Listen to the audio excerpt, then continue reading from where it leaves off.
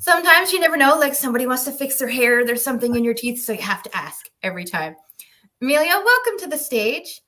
Thank you so very much, Laura, and a pleasure to meet you personally, and Maria, you as well.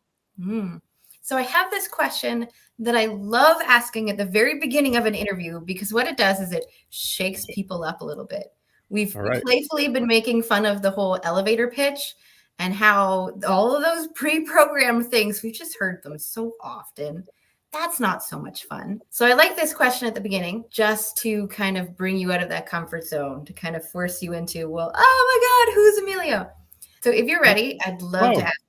Let's go for it. I'm outside my comfort zone. And I do not have my normal notebook, so I'm just going to grab a random piece of paper, because part of this is research for me as well. Every interview, I ask this question, and then I like to find the patterns. So here's the question. All right. If you could have other people describe you in 3 words, what would you love those 3 words to be? Oh, my goodness, Laura. You're killing me. You're killing me. I know.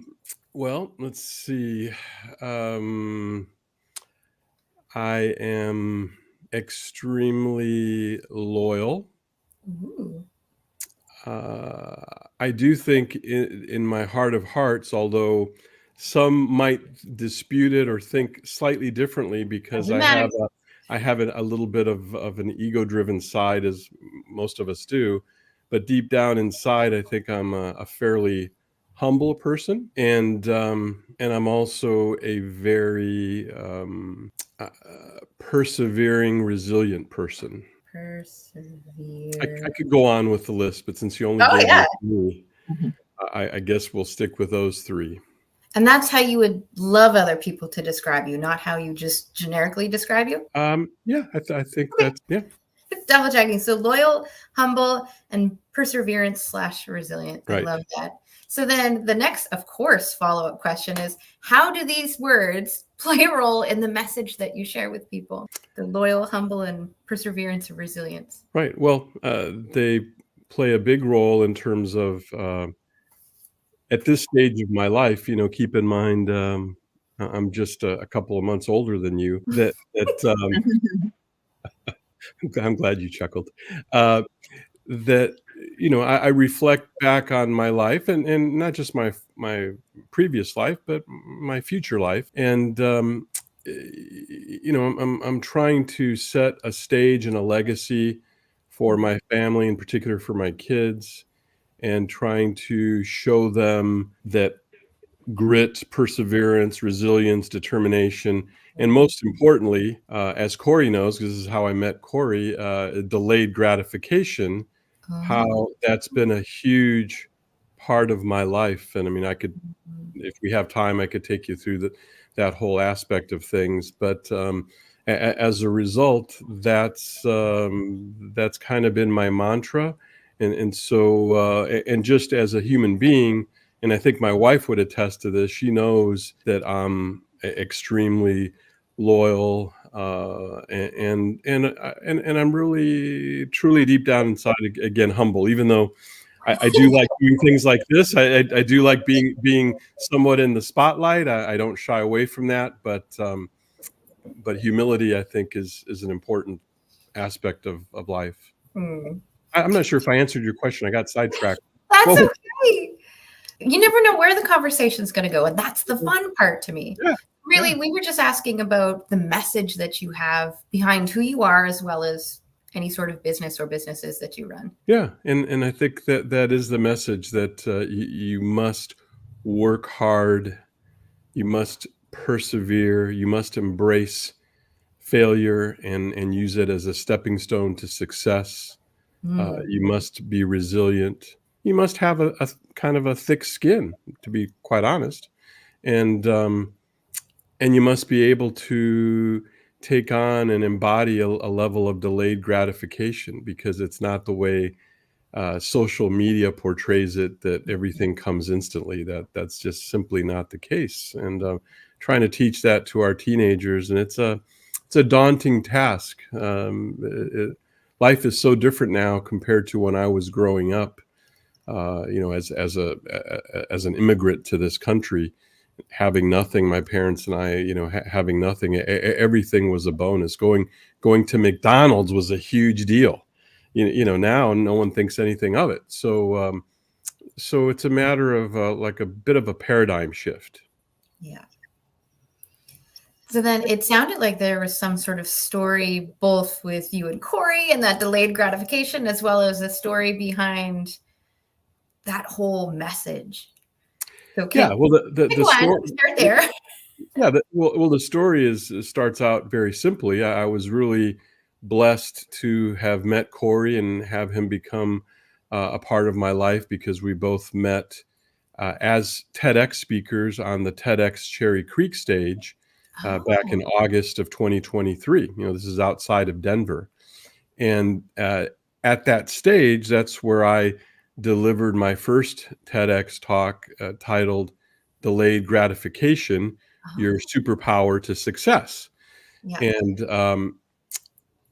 And again, I wrote that talk in the back of my mind with my family, my kids in mind. I thought, this will be a good opportunity to kind of expound upon my own self mantra, because my own mantra that I never really verbalized throughout my life, but it was always in the back of my mind, is number one, self-discipline. That's a big key. Number two, perseverance and resilience. And then number three is delayed gratification. That's always what's, I feel, has made me successful. Well, that TEDx talk now, here it is, 8 months or so later, 7-8 months later, is now nearing 6 million views on YouTube. Congratulations. Thank you. And again, I say that very, very humbly. I mean, it is what it is. And I'm grateful. I met some wonderful people, Corey being one of them, at that TEDx event. It also spurred me, as I saw that the video was gaining popularity. I thought, gosh, what a great opportunity to start writing a book. So so I did. So I actually, not to, I mean, the purpose of this interview isn't to plug my book, but shamelessly I will. So do you have it? Oh, good. Basically, my book will be coming out by the end of the month. It's called The Power of Pause: Mastering Delayed Gratification for Success. Yep. And it'll be available on Amazon, and so I'm excited about that. It's just something I've never done before. It was a long process, a difficult process, because when you're working full time as I do, I'm an eye surgeon and a cosmetic surgeon outside Phoenix. So I work 50 hours a week, and then don't have a whole lot of time to be doing these peripheral things. But at this stage of my life, I figured I really need to do these other things. I mean, this is the time. It's now or never. And so that's kind of what's gotten me on this journey. First, the initial TEDx talk, then the book, then I delivered a second TEDx talk just a couple months ago in February at Western University in London, Ontario, Canada. Are you Canadian, Laura? Yes. Okay, so you may be somewhat familiar with London, Ontario, there at TEDx Western U, and it was basically on the topic was unleashing the drive within, the obsession advantage to unprecedented success. So it's all about the power of obsession and changing the paradigm from the negative connotation of obsession to the positive connotation of obsession, which again is part of my mantra as well. My mantra is now, instead of a triad, I think it's expanding even further. But I think in order to achieve and get anything that you really want in life, you must be obsessed about it. Without that obsession, you're not going to get it. So my new mantra is: progression requires obsession. Progression requires obsession. Sounds like one of our previous interviewees, I think it was a few months ago, maybe late 2023, somebody had said that when we have goals, there's some sort of decision being made, but really the feeling of it is a devotion. And I was like, oh, the energy of that word just comes with so much love, which we forget a lot when it comes to trying to get to our goals and accomplish our goals, we're like, discipline, the whip crack, all of that. And I just love that she used these other words to say, you have to dive deep in yourself. You have to have that commitment, but also with that love and that devotion that just deepens everything. So I love what you're saying here. Do you have any goals, since we're talking about goals? Like, what would be crazy cool? Rub a genie lamp, like snap your fingers, crazy cool to happen for you in the next 12 months. Oh, well, okay, sure. If you want a genie lamp, I would say, well, let's make this book be not just an Amazon bestseller, but let's make it be let's get it to the New York Times, make it a New York Times bestseller, and let's show up on some of the major national networks in the country. Again, that being that humble person, remember that I am. I like that spotlight, and so I'd love to be on some talk shows, right? So, so if that's my genie wish, that's what it is. I'd love to be out there in the world, because I'm just an ardent believer, and my conviction is so deep on this. Again, a lot of people don't really know who I am. I mean, I did say that I'm an eye surgeon and a cosmetic surgeon, but my beginning started coming to the United States. I'm an only child. I came to the United States with my parents as Cuban refugees, escaping Fidel Castro at a very young age. I did majority of my growing up outside Gary, Indiana, and ended up going to college and medical school at the University of Michigan. And then I've been in Phoenix since 1989. So I've been in practice for over 35 years now. So it's been quite a journey in my younger years. Boy, I actually talk about some of those stories in the book, because I grew up from kindergarten through fourth grade, not with my parents, but with my grandparents in a little tiny college town in Tarkio College, Missouri. Because although my parents were in Gary, being Cuban refugees with literally nothing, we came over with just the clothes on our back. That my father was working 2 full-time jobs. My mother, who had her doctorate in education in Cuba, of course, when you come from a communist country, your credentials don't transfer. So basically, she went from Gary while my father was working. She went down to southern Indiana to Bloomington, where Indiana University is, to restudy in a new language, right? She didn't know English, to study, and got her bachelor's and master's degrees. So she ended up becoming a high school teacher, which she did for 30 plus years. So they were busy getting set up. I was in Missouri growing up with my grandparents, who came over from Cuba separately. That's why they were in Missouri, because back then there were church organizations that would help transition Cuban refugees that were coming in. So the church that helped my grandparents located them in Tarkio, Missouri. Our church located us in Gary, Indiana. So we're one of those Cuban families that did not come in through Miami, as people automatically assume. And so it was an incredible childhood. I mean, I loved every minute of it. It could not have been a more exciting and loving, nurturing. My parents and grandparents were incredible role models to me, and I love them dearly for that. What inspired you to have that initial concept and idea of that delayed gratification? What was your experience with that? Yeah, I don't think it was an inspiration so much as it was just a fact, right? When you don't have anything, you just work hard. Coming from an immigrant family, the traditional immigrant mentality, which you'll hear over and over from any immigrant ethnicity in the world, is you come over to the United States and your parents kind of instill in you the importance of education. And so they always talked how important education is. And I believed it.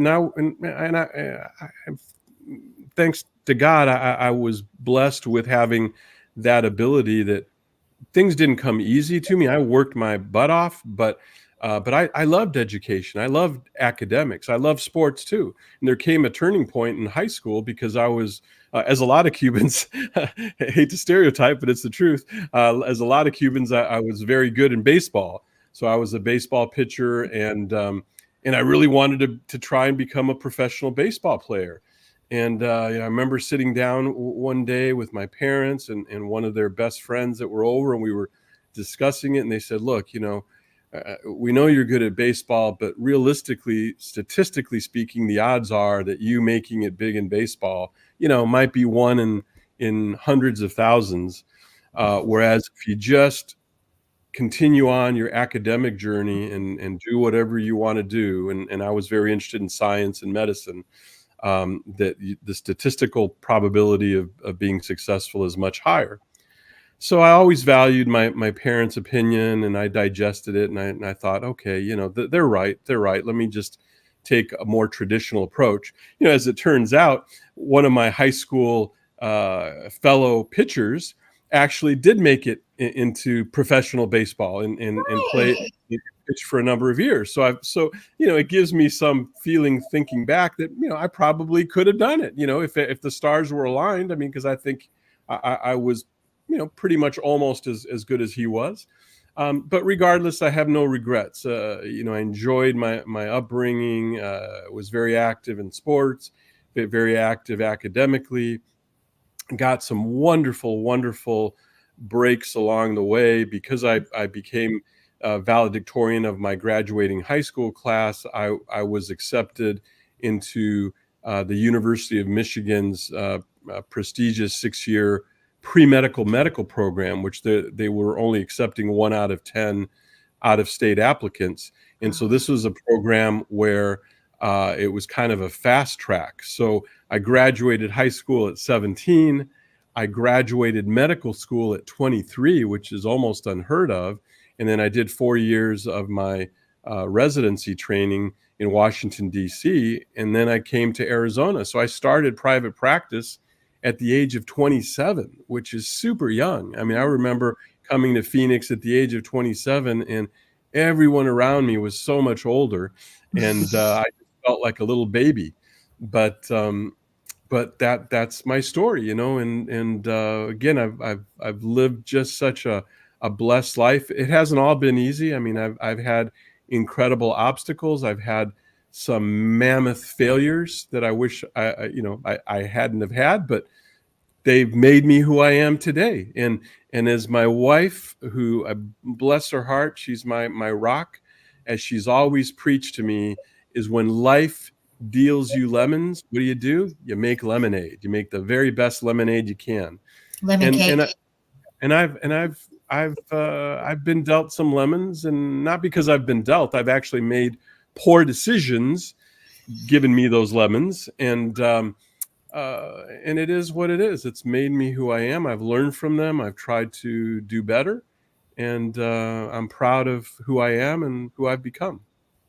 Aw, I love that. So you talked about writing a book and also being on stage. So that's writing and speaking. Were you always good at writing and speaking, or was there ever a time where you struggled with that? That's an interesting question because it's funny, and I almost hesitate saying some of these things because remember we started this conversation saying how humble I am, which I truly believe that. But so it sounds like I'm bragging, but I really don't mean it that way. It's just funny because here I am, a Cuban immigrant, and I remember in junior high and high school, I was so into academics and learning everything that in English class, I would actually sometimes correct the English teacher because I would find errors that the English teacher would make. And so yeah, so I'm sorry, forgive me. What was the question? Oh, did you ever have a time where you struggled with writing or with speaking, Oh, where it wasn't necessarily something you wanted to do? yeah. I mean, I writing was okay. I mean, it wasn't that I love writing. The speaking, yeah, I kind of had an affinity to it. Starting, again in high school, I had to, of course, deliver my valedictory speech. Mm-hmm. I also, growing up in Indiana, we have in the United States, this wouldn't apply to Canada, but there's a national organization called the Daughters of the American Revolution. And they sponsor all sorts of civic things throughout the country in schools. And I won the Indiana State Good Citizen Award from the Daughters of the American Revolution. So I had to go, when I won that award, to accept it, I had to go down to Indianapolis, to the Capitol, and deliver a big speech in front of, I don't know, it's probably 500 people. I mean, that was just kind of overwhelming when you're 17 years old, but it was exhilarating. I mean, I just absolutely loved it. And I just love being in front of people. As a youth, again, in middle school and high school, I was also, in addition to sports and academics, I was very involved in magic. I was a magician, and so I would do magic shows, like for kids' birthday parties and things of that nature. Just to make $5 or $10 or whatever, and so there's a little bit of a ham inside of me. That's okay. I enjoy it to this day. I've always preached to my office staff. I have, again, very fortunate and blessed. I have many staff members who have been with me for over 25 years. And I always preach to them that when I am in the exam room with a patient, that the world around me shuts down and I am an actor on stage. And what that means in a positive way is that when I'm face to face with that patient, that my act, in a good way, is that my full attention is on why they are there and their needs. I have to shut everything else off. I don't care if the world is falling down and crumbling around me. I have to shut that off. I have to get inside the world of my patient. So it's kind of an act, but an act of caring, because I really do care for my patients and I want to treat them as if they're my own family. So that's the kind of the in-office mantra, is that I am an actor on stage. Well, that works. Were you ever actually an actor on stage other than the magic tricks? No. Amazingly not. I regret that. In high school, we had a wonderful drama club, and I was in the drama club, but not as an actor. I was one of the backstage people, with the props and things like that. And frankly, I think the reason I shied away from the acting part is that I was just so into my academics and sports that I just didn't have enough time, right? To be an actor in the drama club, requires a lot more time and energy, because you have to memorize parts, rehearse them, etc. Whereas when you're just a prop person, you just kind of show up and do your thing and then go home and not worry about it. So no, so I never actually got on stage, but I'm ready. If you Maria, Corey, have any gigs, I'm ready to take them on at this point in my life. Know any producers? I'm always looking for a producer or director who can give me a little bit of an inside scoop. So one of the interviews we had yesterday, she writes plays. And so she would distribute these plays to different schools and high schools all over the country. If you watch yesterday's interview, you can hear more about it. And if you want, I can connect you to. But I've been on the stage acting since I was 4. But wow. Speaking was this whole other realm, which had a different set of skills. And so I didn't like it.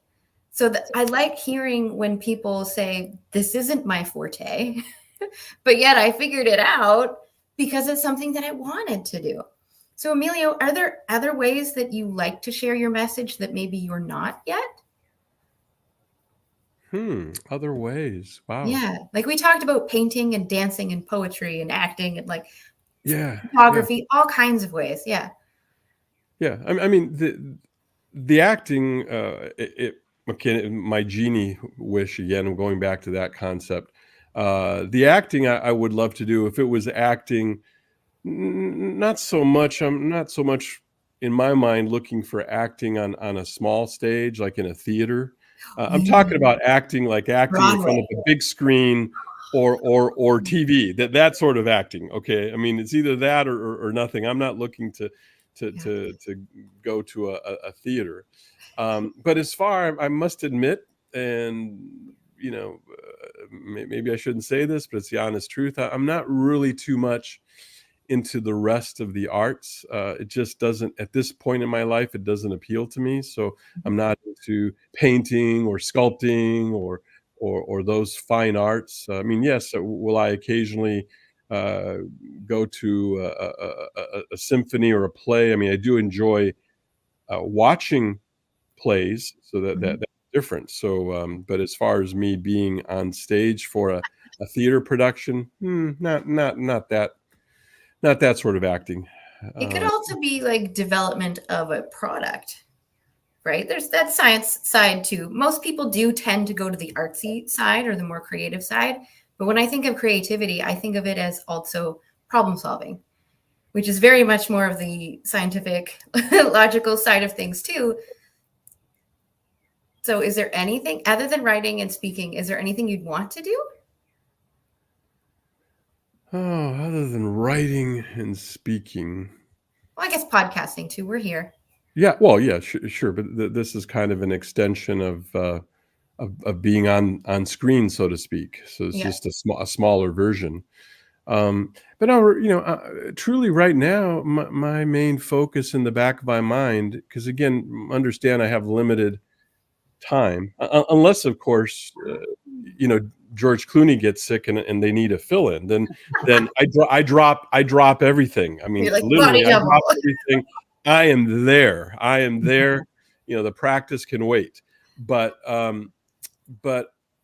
right now, given the fact that I love my work and I'm working still so many hours, that my main focus right now is really just on speaking. I mean, I love opportunities to get out there and speak, to share my message, my history, whatever little pearls of wisdom I've gathered over the years, and maybe potentially considering another book. My wife's encouraging me to do that, and it's just a long, exhaustive process, and so I have to kind of muster the energy and time to do that. But that's certainly perhaps in the cards down the road. And I'd like to do another TEDx talk, but again, I just haven't had a chance to even think about it because I've been so busy with everything else. But I want to at least reach that triad of TEDx talks, and I have the wonderful Corey to look up to, who's done it a number of times. Oh, wonderful. I have a couple questions, Laura, for Emilio. Sure. Yeah, I love your story, and I love that we all have a story, and I love your energy. I want to come back to your message, and especially, so I feel like you have two messages, but there's the link, the power of obsession and the power of delayed gratification. Let's start with the power of delayed gratification, because in my world, a lot of times when people don't see the results, oftentimes they lose interest, or they start losing faith, or they start losing their obsession with that, or their devotion with that. And of course, we work in different things and alignment and all of that. So I just want to hear a little bit from you. How is that for you? How has that journey been? How did you come up with that message? Or how did that become important to you? Well, I mean, it's a great question. And as I was kind of alluding to earlier, that, it's not that I selected that message. I mean, the message selected me because I was a Cuban immigrant. I was basically forced to have delayed gratification. I didn't know it at the time, right? When I'm growing up, I wasn't saying to myself, oh, well, I guess this is what delayed gratification is. No, it was just part of my life. And so I just had to work hard, and I was happy working hard. I mean, it wasn't a chore. I mean, obviously there's always parts when you're working hard that you roll your eyes and think, oh man, why are things so difficult? but overall, it was a happy journey. And then as I got into my career and things, slowly picked up and slowly, and it took a number of years till finally things became almost automatic. And so there came a point in my life, in my 50s. I know what you're thinking. 50s? He's 50? Okay, I know. I thought you were 30.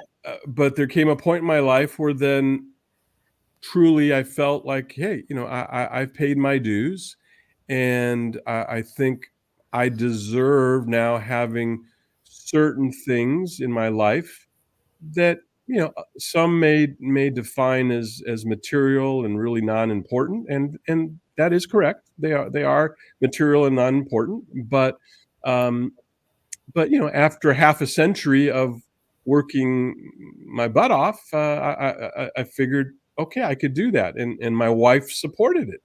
I didn't have to. I was shocked at how she supported it, because she saw me work endlessly and tirelessly. The disadvantage to all of this is that my wife and I started our family a little bit later in life, and so I was in my 40s having kids, and so now I'm at the point in my life where I'm starting to gain those gratifications that I had delayed, but my children now are seeing it from a different perspective. For them, they're seeing these things, and so in their mind, they're thinking, "Wow, this is instant gratification for them because they're so young." And so it's a difficult balance, because you're trying to be a role model for your children, while at the same time you have to live your own life, and you want to treat yourself with certain things. If you keep waiting too long until you're in your 60s or 70s or 80s, then you might not live long enough. So that becomes the challenge, and again, that spurred the book and the talk, because we've had those discussions in our home, and we continue to have them, because it's difficult with our teenagers, especially the older teenage boys that we have, that they have a different mindset. In today's mindset, I don't think education is necessarily emphasized enough. I think a lot of teenagers feel like, oh, I don't really need this. College isn't important the way it used to be. I can be successful without college. And clearly you can be. But having a college degree certainly increases your statistical probability of success. That's been shown time and time again. No one can deny that fact. Now, are there super successful people in this world who didn't go to college? Oh yeah, 100%. But statistically, that's a much smaller percentage. And so we're still struggling with this at home, to be quite frank. And but we're letting our kids, ultimately take responsibility for their own choices, and just try to teach them the best we can, role model the best I can. I'm trying to show them that, look, even at my young age, that I can still work hard at my original profession, while at the same time I'm venturing out doing new things, right? Public speaking, TEDx talks, writing a book. I mean, these are things that if you had asked me 20, 30 years ago, I would have poo-pooed, because just no time. I'm trying to build a profession, a career, a practice. But now I figure, gosh, I got to make the time, because God knows how many years I'm going to be on this earth, and I don't want to waste it. Yeah. Beautiful. I love all these beautiful messages that are coming through, in terms of like being focused on what you want, putting in the work, looking at what can I have now, and what am I still working through, and then kind of managing that as you go along with the resources that you have available. And it sounds like you had less resources that your kids have available, so the way they're thinking about achieving goals is different than when you thought about your own goals. you have a lot of success in your life, and you also have some, you mentioned earlier, failures. And it's when people see the success, sometimes they're like, oh, well, how can I ever get there? Not realizing that there have been different events in your life that helped you evolve, helped you find other resources, helped you overcome and become who you needed to be to get there. Can you share a little bit about those lessons in your life, those things that maybe didn't go so well in your life that actually help you be who you are, get here, be who you are today? Sure. Well, the first thing I would say before directly answering that is that I was writing an article for a magazine, and one of the questions had to do with who is your biggest mentor in your life. And I've never really had what I would call a professional mentor, but my mentor truly was my father, who passed away many years ago. He passed away at a relatively young age, but um, and he was just my mentor simply as a role model, as an example. He didn't necessarily sit me down and give me a laundry list of life principles, but he was one, unlike my mother, who had a formal education, as I mentioned, in Cuba, and she had her doctorate. My father did not have a formal education. He left Spain after the Spanish Civil War, went to Cuba, and then started a little shoe business. And so I saw in my father the fact that he was always very positive. He was always very loving and jovial. And he worked his butt off. I mean, he was up at 4 a.m. every day. I mean, every day, and going to work, and on the weekends working around the house, doing everything.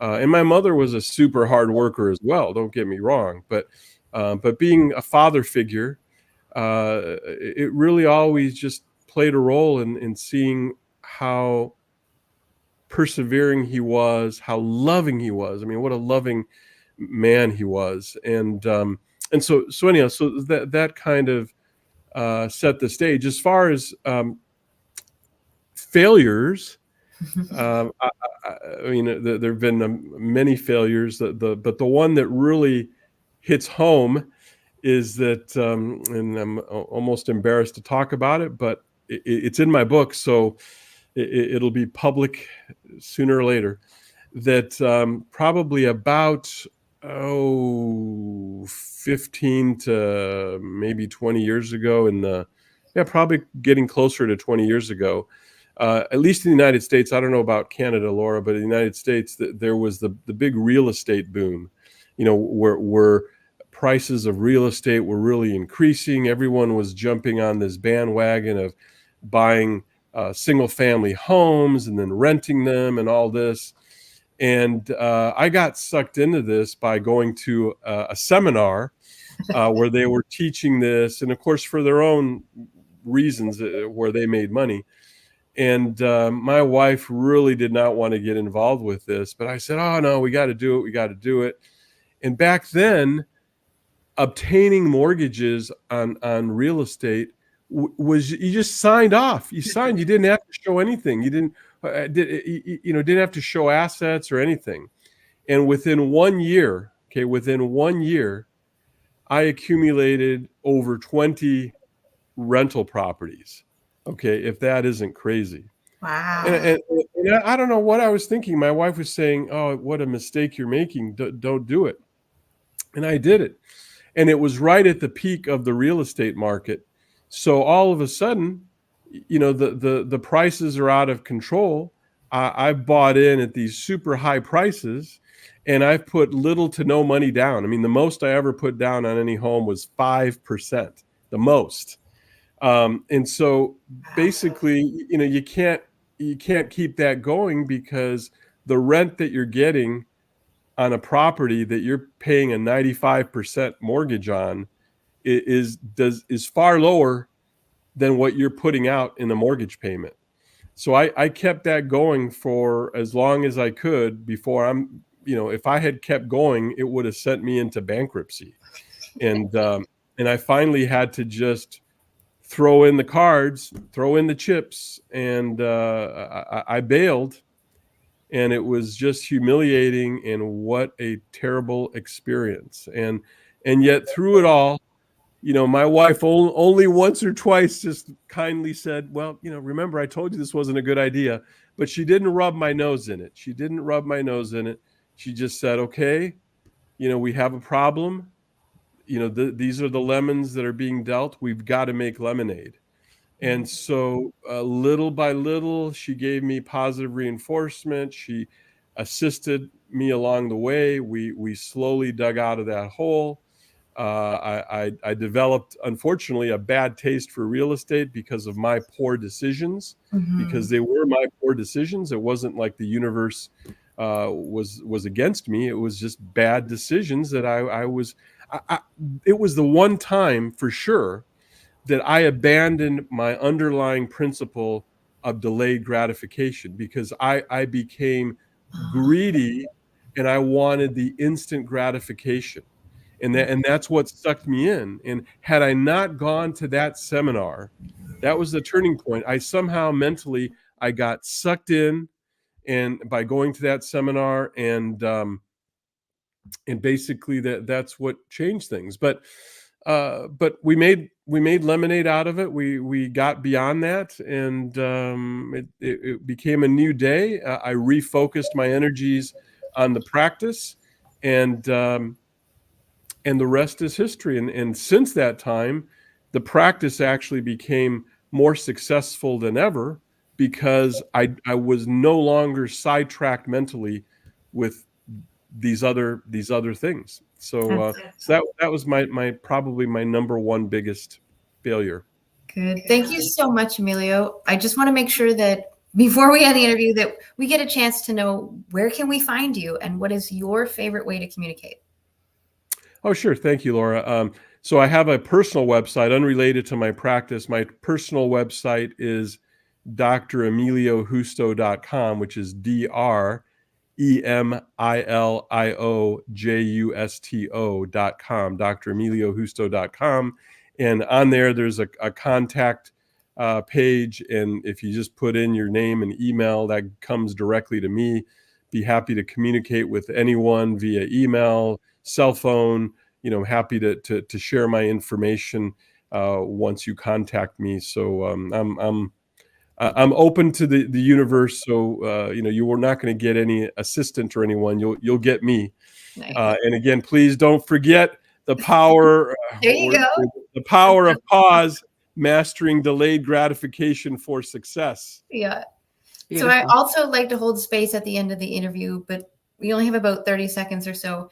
Is there something that you just need people to take away from this conversation today? Yeah, I think that the number one thing is to have a positive outlook. Never, never, ever, ever give up. Embrace your failures, learn from them, persevere, again, be resilient.